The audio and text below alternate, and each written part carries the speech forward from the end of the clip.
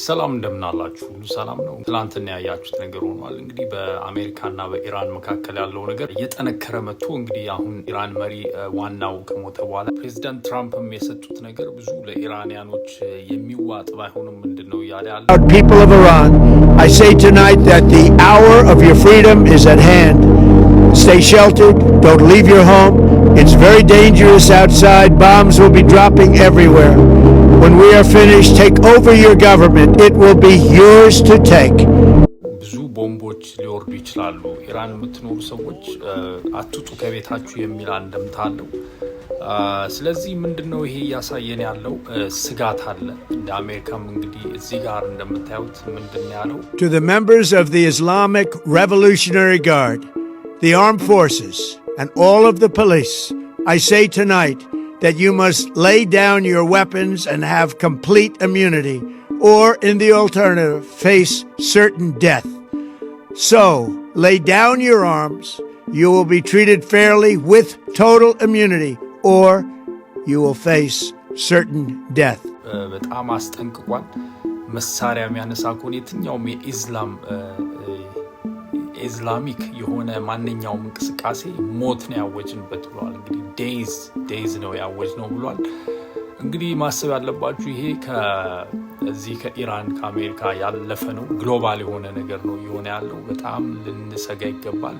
ዋናው የኢራን መሪ እንግዲህ ተገሏል። ሱፕሪም ሊደር ነው የሚባለው። እንግዲህ ይሄ ሱፕሪም ሊደር ሞቷል።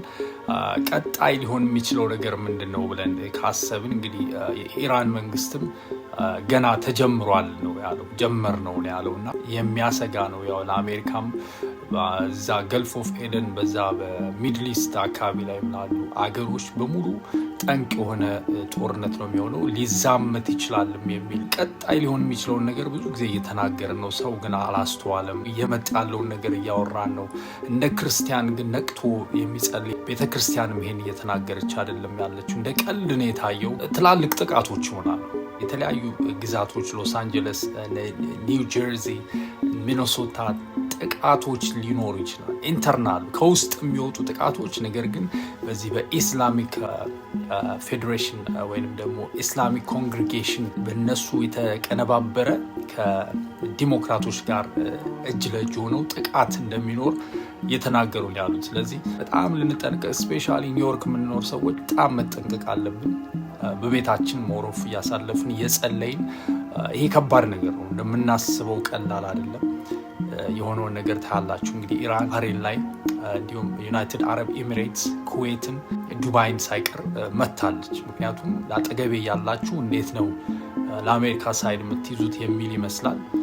ቀጣይ ሊሆን የሚችለው እንግዲህ የአሜሪካን አብርሃም ሊንከን የተባለውን ትልቁን የዋርሺፕ ወይም የጦር መርከብ ነው እመታለሁ ያለች አለ። የመልስ ምቶች ይኖራሉ። በቀላሉ የሚታይ አይደለም። በጣም የሚያሰጋ ነው። እያንዳንዳችን እንድንጸልይ እየመጣ ያለው ነገር በጣም በተለይ አሜሪካ ላይ እየመጣ ያለው ነገር በጣም ከባድ ነገር ነው። ፕሊዝ ሁላችንም እንጸልይ። መልካም ቀን ይሁንላችሁ። ቻው።